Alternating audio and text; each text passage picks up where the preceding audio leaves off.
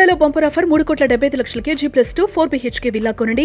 నెలకు 1,00,000 rent guarantee. Terms and conditions apply. Welcome to Suman TV. సమకాలీన రాజకీయాల్లో భాగంగా అతి త్వరలో తమిళనాడులో ఎలక్షన్ జరగబోతున్నాయి. మన స్టూడియోలో ఉన్నారు సీనియర్ జర్నలిస్టు ఎస్వి సూర్యప్రకాష్ గారు. వెల్కమ్ సూర్యప్రకాష్ గారు. నమస్కారం. ఆ రోజు నుంచి ఈరోజు పెరియార్ భావజాలం నుంచి తమిళనాడు అంటే ఒక పెక్యులర్ రాజకీయాలు ఉంటాయి. ఒక వ్యక్తిని ఆశాంతం గుడులు కడతారు, ఆ గుడులు పగలగొడతారు. తమిళనాడు మనం చూసాం గతంలో. అటువంటి ఇప్పుడు అంటే డిఫరెంట్గా ఉంది. డిఎంకే అన్నా డిఎంకే పలు పార్టీలు ఇప్పుడు తమిళగా వెట్రి కలగం విజయ్ కూడా కొత్త పార్టీ పెట్టి ముందుకు వచ్చాడు. ఈ సిచ్యువేషన్స్లో మీ యొక్క అనుభవం ఎక్కువగా చెన్నైలో మీరు ఉన్నారు కాబట్టి ఎలా ఉండబోతుంది? అంటే ఇక్కడ పవన్ కళ్యాణ్ గారు ఆంధ్రప్రదేశ్ 100% సక్సెస్ చూపించారు. ఆ విధంగా విజయ్ ఎమర్జ్ కాగలరని మీరు అనుకుంటున్నారు? As far as voters is concerned, ఓటర్లకు సంబంధించి ఆంధ్రప్రదేశ్ తెలంగాణ ఓటర్లు తమిళనాడు ఓటర్ల మన దృక్పథం చాలా వేరుగా ఉంటుంది, డిఫరెంట్గా ఉంటుంది. వాళ్ళకి ఐఎమ్ సారీ టు సే మన తెలుగు ఓటర్ల కంటే కూడా వాళ్ళకి రాజకీయ సామాజిక స్పృహ చాలా ఎక్కువ. ఆ కోణంలో చూస్తారు. ఫర్ ఎగ్జాంపుల్, మీకు తమిళనాడులోని బస్సు రేట్లు పెంచడానికి 10 ఏళ్ళు పట్టింది. 80s నుంచి 90s వరకు బస్సు అంతవరకు భయపడ్డారు. అంటే ప్రతి చిన్న విషయంలో చాలా కాన్షియస్గా ఉంటారు ఓటర్లు. అంచేత వాళ్ళు ఏదో ఒక యాక్టర్ వచ్చాడని చెప్పేసి just like that they cannot go away, carry away, ఒప్పుకోరు వాళ్ళు.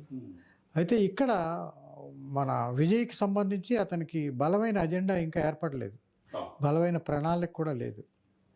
అయితే యాంటీ ఎన్ఆర్డిఎంకే, యాంటీ డిఎంకే ఓట్లని ఇటువైపు లాక్కునే ప్రయత్నం ఒక వ్యూహంగా విజయ వెనుకున్న వ్యూహకర్తలు అతన్ని పాపులర్ లీడర్గా చేయడానికి ప్రయత్నిస్తున్నారు. Apart from is following, mass following, మంచి ఫాలోయింగ్ ఉంది. తర్వాత ఓటర్లు ఇప్పుడు 18 ఏళ్ల నుంచే ఓటాకు వచ్చిన తర్వాత ఆ నేపథ్యంలో ఎక్కువ ఓట్ల సంఖ్య ఇప్పుడు విజయ్ వైపే ఉన్నది. ఆ విధంగా చూసుకుంటే అంచేత ఈ యువ ఓటర్లని అన్నాడీఎంకే, డిఎంకే ఆర్ బీజేపీ ఎంతవరకు ఆకట్టుకోగలవు అనేది ఒక అంశం, ఒక ఫ్యాక్టర్. ఇంకొకటి ఏంటంటే, డిఎంకే వాళ్ళు అధికారంలోకి రాగానే వాళ్ళు హిందుత్వం మీద ఒక పెద్ద దాడి చేశారు. దయానిధి మారన్ను చాలా దారుణంగా దీన్ని నాశనం చేసేస్తానని అది ఏమిటైందంటే హిందూ ఓటర్లందరినీ ఏకం చేసే పరిస్థితికి తీసుకొచ్చింది. అదనే కాదు, 80% పాపులేషన్ ఈ దేశంలో హిందూసే, అంటే 100 crores పాపులేషన్. అటువంటిది సీఎం గారి కుమారుడైతే కరోనా వైరస్తో పోల్చాడు సనాతన ధర్మాన్ని. మనం చూసాం. మళ్ళా కట్ చేసుకుంటే ఎంజీఆర్ గారి భార్య వీళ్ళందరూ కూడా వేద పండితుల ఆశీర్వచనం, అవన్నీ కూడా హిందూ సంస్కృతి సాంప్రదాయాలు గౌరవిస్తారు. మీరు చెప్పినట్టు అంటే డిఫరెంట్ అంటే తెలుగు స్టేట్స్లో పోల్చుకుంటే తమిళనాడులో ఆ యొక్క రాజకీయ పల్స్ వాళ్ళకి తెలుసు కాబట్టి వాళ్ళు ఆ వైపే ఉంటారు. ఈ సిచ్యువేషన్స్లో ఊహించిన విధంగా గతంలో 2-3 సార్లు సీఎంగా చేసిన పన్నీర్ సెల్వం ఇటు డిఎంకేలో స్టాలిన్ కలవటం ఏ విధంగా చూస్తారు? పన్నీర్ సెల్వం అతను మొదటి నుంచి అతను లైమ్లైట్లోకి వచ్చిందే జయలలిత విధేయుడిగా. జయలలిత ఫస్ట్ కేసుల మీద వెళ్ళినప్పుడు అంతవరకు పన్నీర్ సెల్వం ఎవరికి తెలియదు. అలా వేరే విధేయుడు ఉండడం వల్ల ఇతను మళ్ళీ వస్తే మళ్ళీ నా సీట్ నాకు ఇస్తాడనే నమ్మకంతో అతన్ని ముఖ్యమంత్రిగా నిలబెట్టింది. ఆ విధేయతని ఆవిడ చనిపోయే వరకు కొనసాగిస్తూనే వచ్చాడు. చనిపోయిన తర్వాత సమాధి దగ్గర కూడా పెద్ద నాటకీయ పరిణామాలు చోటు చేసుకున్నాయి. అమ్మ నా కల్లో కనిపించింది అని చాలా నాటకీయమైన పరిణామాలకు దారితీసే పరిస్థితులు. డిఎంకే అధికారంలోకి వచ్చిన తర్వాత అన్నా డిఎంకేలోని ఈ పళనిస్వామి, పన్నీర్ సెల్వం మధ్య అగాధం పెరుగుతూ వచ్చింది. ఇటీవల వాళ్ళ మధ్య విభేదానికి ప్రధాన కారణం ఏంటంటే, బీజేపీతో మనం ఈసారి ఎన్నికల్లో కలిసి పోటీ చేయాలా లేదా అనే దీని మీద అన్నాడీఎంకే పార్టీ కూడా స్ప్లిట్ అయింది.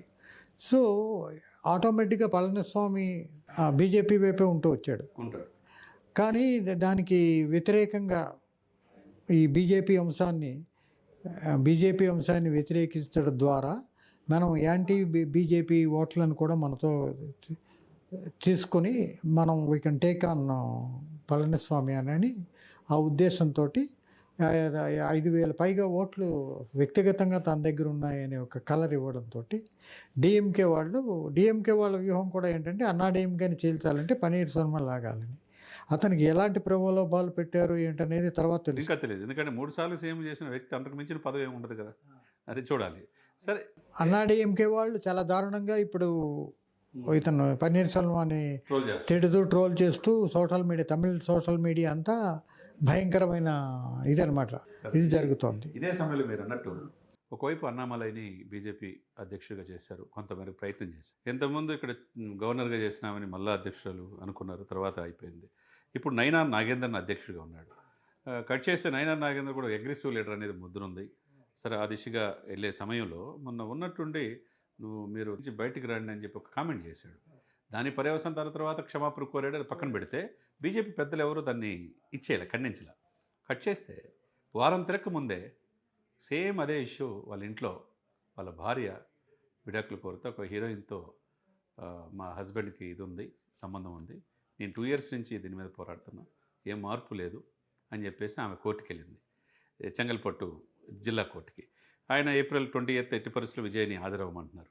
ఇది మీరన్నట్టు యూత్లో మంచి ఫాలోయింగ్ ఉండి ఒక నటుడిగా కాకుండా ఈ 20 years జర్నీలో, 2 దశాబ్దాల పైన జర్నీలో వ్యక్తిగతంగా ఈ జరిగిన ఇది సొంత ఇంట్లో భార్య, ఎందుకంటే బాబు ఒక కొడుకు కూతురున్న ఆమె ఇతని మీద ఫిర్యాదు చేసి నాకు వ్యక్తులు కావాలి అన్నదంటే, మరి రాజకీయంగా ఈయన తమిళగా వెట్రి కలగం అనే పార్టీకి పెద్ద దెబ్బే కదా.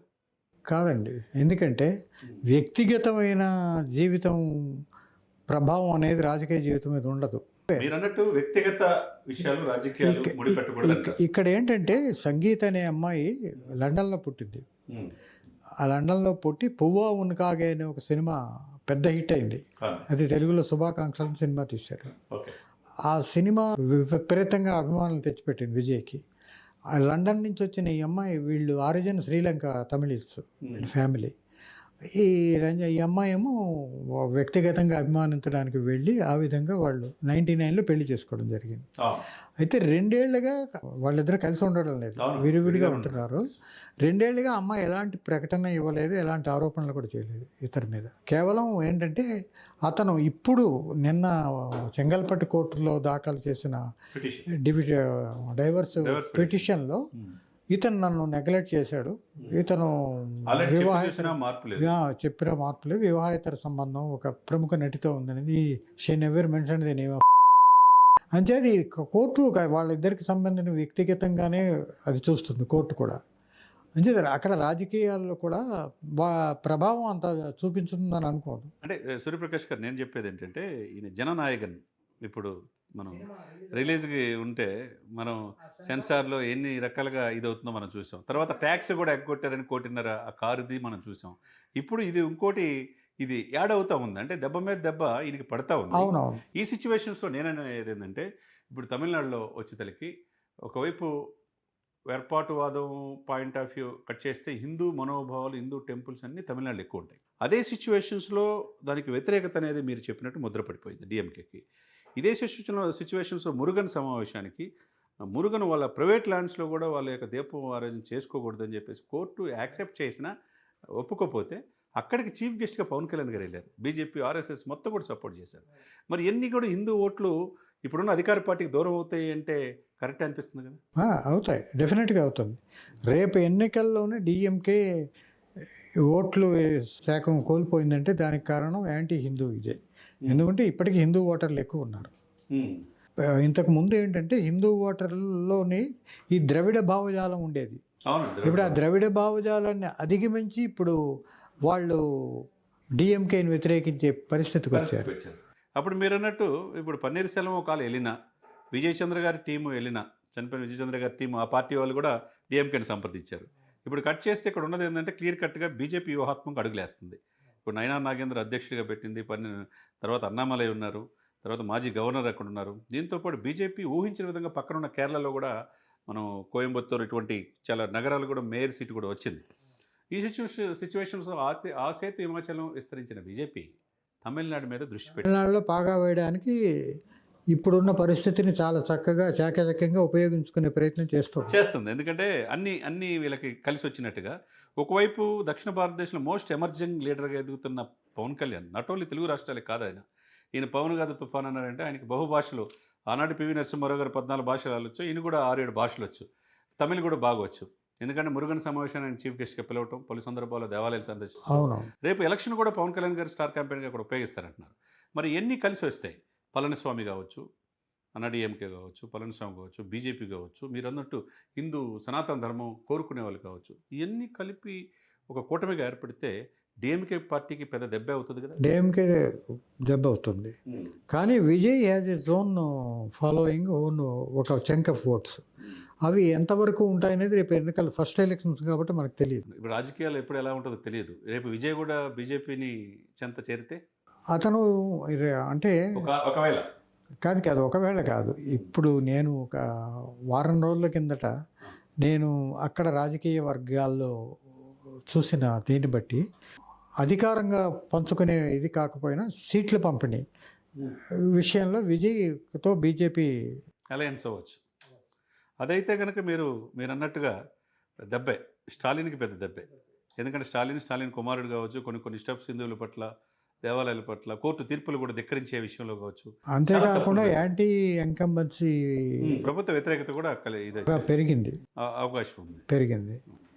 అందుచేత ఇవన్నీ బీజేపీకే లాభం కావచ్చు. చూశారు కదండి. ఏదైనా కానీ ఎంతమంది మాజీ ముఖ్యమంత్రి చేరినా, అక్కడ పన్నీర్ సెల్వం చేరినా కానీ, లేకపోతే విజయకాంత్ పార్టీ చేరినా, రకరకాల ప్రయత్నాలు చేసినా అధికార పార్టీ మీద వ్యతిరేకత అనేది స్పష్టంగా కనపడుతూ ఉంది. ఒకవైపు విజయ్ యూత్ని అట్రాక్ట్ చేస్తున్నారు, ఇంకోవైపు తమిళనాడులో బీజేపీ వ్యూహాత్మకంగా అడుగులు వేస్తూ ఉంది. మరి విజయ్ బీజేపీతో జట్టు కడితే డెఫినెట్గా వాళ్ళదే విజయం అవుద్ది. మరి కాలమే నిర్ణయించాలి తమిళనాడులో ఏమవుతుందనేది మనం చూద్దాం. ఇంకొక విషయం ఏంటంటే విజయ్కి ఏర్పడుతున్న అవరోధాల వల్ల డిఎంకే నుంచి కొంత డిఎంకే ట్రోలింగ్స్ వల్ల వాటి వల్ల విజయ్కి కొంత వ్యతిరేకత పెరిగినా కూడా అతనికి వ్యతిరేకత కంటే జనం నుంచి వచ్చే సింపతి ఎక్కువ ఉంటుంది. ఏదేమైనా కానీ ప్రజల చేతుల్లో తమిళనాడు రాజకీయం ఉంది కాబట్టి మనం మరి కొంతకాలం వేచి చూడాల్సింది. అదే. థ్యాంక్ యూ అండి. Thank you. థ్యాంక్స్.